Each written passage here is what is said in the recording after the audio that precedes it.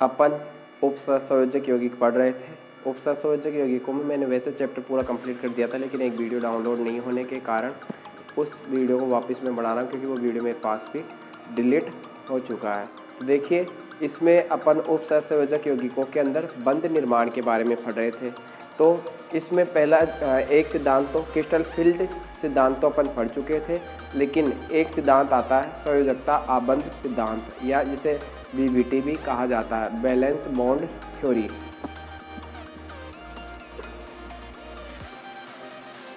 Valence bond theory BBT। तो देखिए, BBT जो होती है, या इसको संयोजकता आबंध सिद्धांत भी कहते हैं, संयोजकता आबंध सिद्धांत है।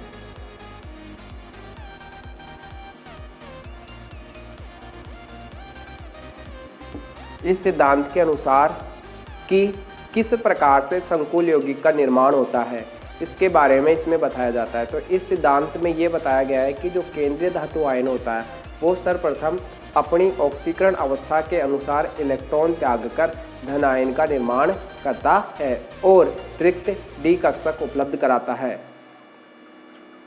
पहला पॉइंट ये आता है, केंद्रीय धातु ऑक्सीडेशन स्टेट या ऑक्सीकरण अवस्था के अनुसार इलेक्ट्रॉन त्याग कर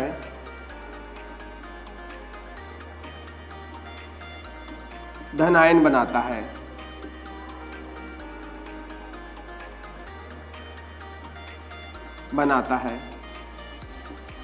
ठीक है।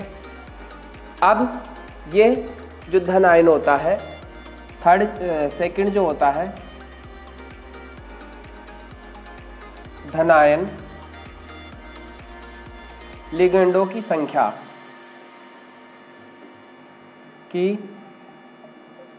के आधार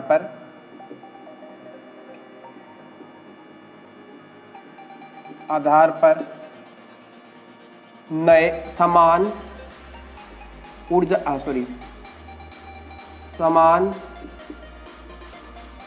ऊर्जा व संरचना के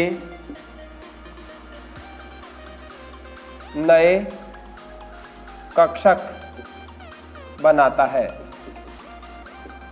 ये जो नए कक्षक होते हैं, ये लिगेंडों की संख्या के बराबर होते हैं। इन कक्षकों को संकृत कक्षक कहा जाता है। संकृत कक्षक। नेक्स्ट में जो होता है, थर्ड जो पॉइंट आता है कि ये संकृत कक्षक और लिगेंड के इलेक्ट्रॉन युग्म देने वाले कक्षक जो होते हैं, तो इलेक्ट्रॉन युग्म ग्रहण करके संकृत कक्षक केंद्रीय धातु आयन और लिगेंड के बीच बंध का निर्माण करते हैं। देखिए, लिगेंड के इलेक्ट्रॉन युग्म दाता कक्षक व धातु के संकृत कक्षकों के मध्य अतिव्यापन होता है। जिसके परिणाम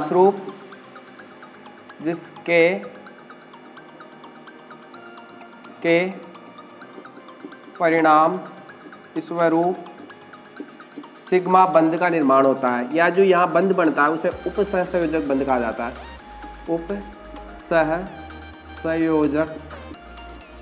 उपसंयोजक बंध का निर्माण होता है। अब देखिए, यहाँ पर जो बंध बनता है वो लिगेंड से, जो लिगेंड होता है एल यानी लिगेंड से मेटल की तरफ बनता है, यानी कि इसमें दिशात्मक गुण पाया जाता है, क्योंकि इलेक्ट्रॉन युग्म जो है आपके कौन देता है, लिगेंड देता है। इसलिए इसको कहते हैं कि जो बंध बनता है वो कैसा होता है, दिशात्मक होता है, और उसकी दिशा यहाँ पे आपके लिगेंड से मेटल की ओर होता है। फोर्थ पॉइंट जो आता है वो ये आता है कि जब लिगेंड मेटल को, धातु को इलेक्ट्रॉन देता है तो धातु के ऊपर इलेक्ट्रॉन ग्रहण करने के कारण ऋणावेश आ जाता है। अब इस ऋणावेश को संतुलित करने के लिए या पुनर्वितरित करने के लिए आपके जो लिगेंड, ये जो धातु होता है, ये धातु अपने जो असंकृत कक्षक होते हैं, असंकृत डी कक्षकों में जो भरे हुए इलेक्ट्रॉन होता है उसको आपके जो लिगेंड होता है उसके अभरे हुए कक्षकों में दे देता है, जिसके परिणाम स्वरूप इनके बीच में अतिव्यापन होता है और अतिव्यापन होने के कारण धातु और लिगेंड के बीच बंध का निर्माण होता है। ये बंध धातु से लिगेंड की तरफ होता है, इस कारण इसे बेक या पच बॉन्ड, उल्टा हो रहा है ना इसका, इसलिए इसे पच बंध या बेक बॉन्डिंग भी कहा जाता है। तो फोर्थ पॉइंट ये आता है कि धातु ऋण आवेश का पुनर्वितरण करने के लिए धातु के असंकरित कक्षकों व लिगेंड के रिक्त कक्षकों के मध्य पार्श्व अतिव्यापन होता है। पार्श्व अतिव्यापन होता है। इस पार्श्व अतिव्यापन के परिणाम स्वरूप जो बंध बनता है उस बंध को बोलते हैं पश बंध। इसके परिणाम स्वरूप लिगेंड और धातु के मध्य पशबंध यानी पशबंध को पाई से प्रदर्शित करते हैं, पशबंध का निर्माण होता है। पशबंध का निर्माण होता है। ठीक है, तो इस प्रकार से अपन दर्शा सकते हैं। अब कैसे बनता है इसको बनाकर भी बता सकते हैं कि मान लीजिए आपके पास ये कोई धातु है मेटल, ठीक है, और इस मेटल का जो संकृत कक्षक है ये रहा, जो रिक्त है बिल्कुल, और इसके पास भरे हुए डी कक्षक हैं ये वाले ब्रेक।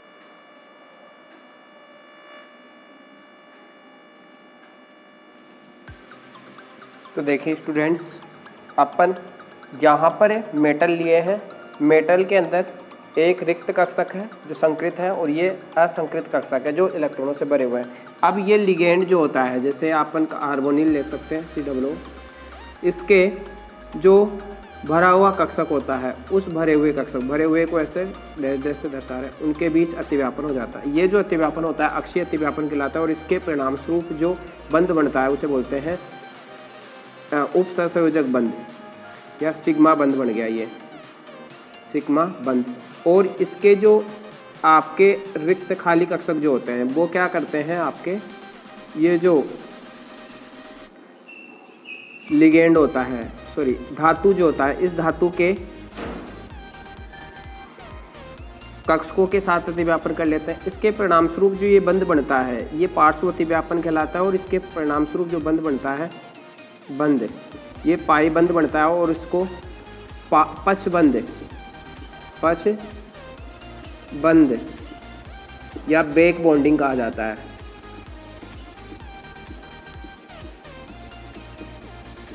ठीक है, अब ये आपके BBT हो गई।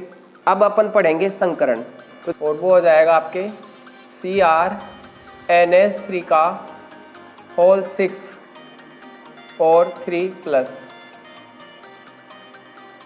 प्लस जो है आपके ये हो जाएगा, सॉरी प्लस नहीं आएगा, ये आएगा। अब देखिए इसका अगर मैं IUPAC नामकरण करूं तो इसका हो जाएगा, सबसे पहले लिगेंड का नाम लिखते हैं तो ये हो जाएगा 6 है तो 6 को बोलते हैं हेक्सा एमीन एमीन, और उदासीन है तो इसे बोलेंगे क्रोमियम, और इसकी ऑक्सीकरण जो अवस्था आएगी वो आपके +3 आएगी। कितनी आएगी? +3 ऑक्सीकरण अवस्था आने वाली है इसकी।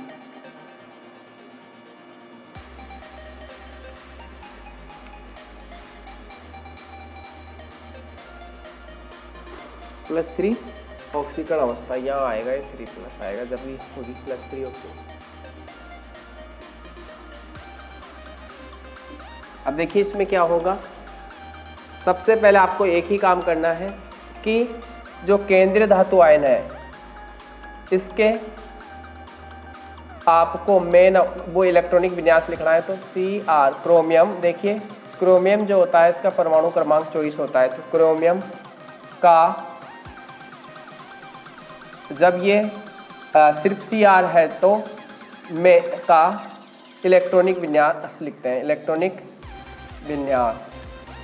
तो इसमें देखिए आपके क्रोमियम 24 पे आता है। अगर मैं यहाँ पर आर्गन 18 जो है उसको कोर मानूं तो देखिए यहाँ 3D 4s और 4p कक्षक आएंगे।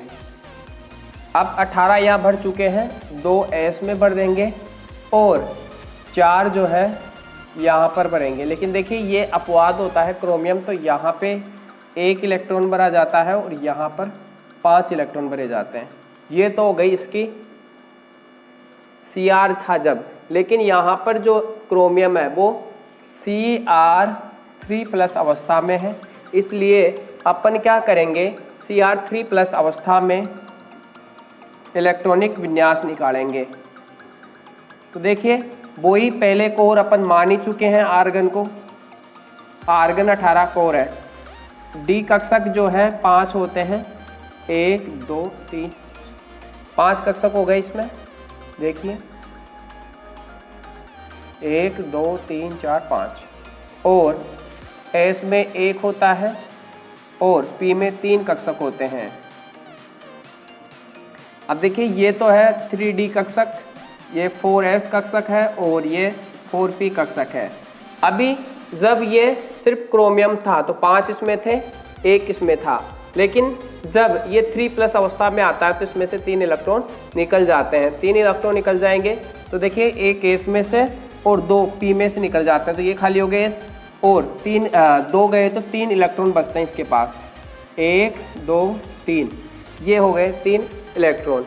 अब थर्ड जो होता है इसमें क्या होता है, इस संकुल के निर्माण के लिए एमीन जो है इसके ऊपर अटैक करते हैं। तो उससे पहले देखिए अब करेंगे CrNH3 का होल 6 3+ का निर्माण। तो निर्माण के लिए देखिए आपके 6 लिगेंड है तो 6 ही कक्षक इसमें भाग लेंगे। तो 1 2 3 4 5 और 6 कक्षक, पूरे के पूरे कक्षक भाग लेंगे। तो इसको ऐसे बनाएंगे,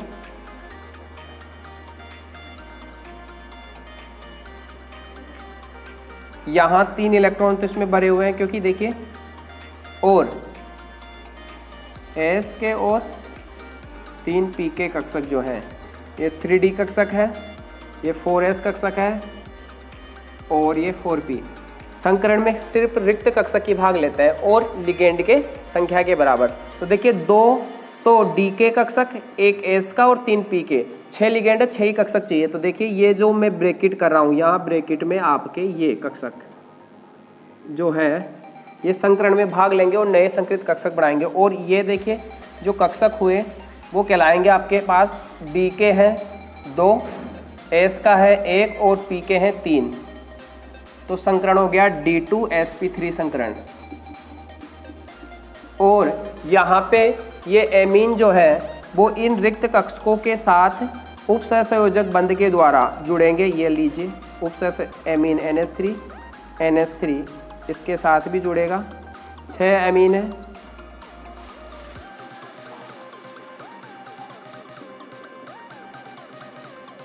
NH3 इससे जुड़ जाएगा और यहाँ पे भी NH3 इससे जुड़ जाएगा। तो इस प्रकार से आपके DsP3 संकरण होता है।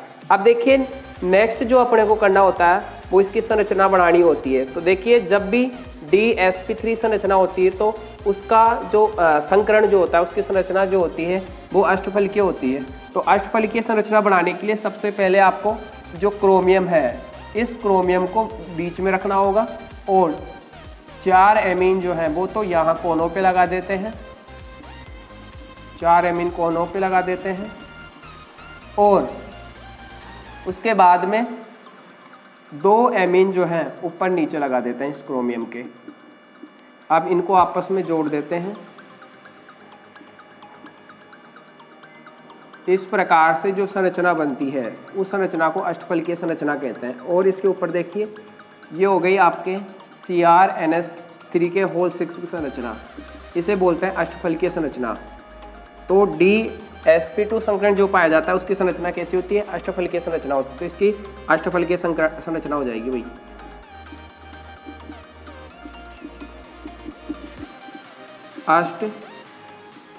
अष्टफलकीय। अब यहाँ पे देखिए नेक्स्ट जो होता है वो ये होता है कि इसके अंदर चुंबकीय गुण देखते हैं, बंद कोण भी देख सकते हैं चुंबकीय। देखिए 2-3 अयुग्मित इलेक्ट्रॉन और जिन भी संकुल हो या कोई सा भी यौगिक हो जिनमें भी अयुग्मित है, अयुग्मित का मतलब जो जोड़ों में नहीं होते हैं, उन सभी के जो गुण होते हैं चुंबकीय गुण होते हैं वो आपके अनुचुंबकीय होते हैं। तो ये है चुंबकीय गुण की बात करूं मैं, चुंबकीय गुण तो ये अनुचुंबकीय होते हैं क्योंकि इसमें अयुग्मित इलेक्ट्रॉन पाए जाते हैं। अनुचुंबकीय, अनुचुंबकीय, ठीक है। तो इस प्रकार से। और बंद कोण की बात करें, बंद कोण तो देखिए ये वाला कोण तो यहाँ 120 डिग्री का हो जाएगा और ये वाला कोण जो हो जाएगा वह आपके 90 डिग्री का हो जाएगा। तो इसमें 2 प्रकार के कोण पाए जाते हैं, एक तो 180 डिग्री कोण और 90 डिग्री का कोण पाया जाता है। तो ये DsP3 संकरण आपके कंप्लीट हो गया।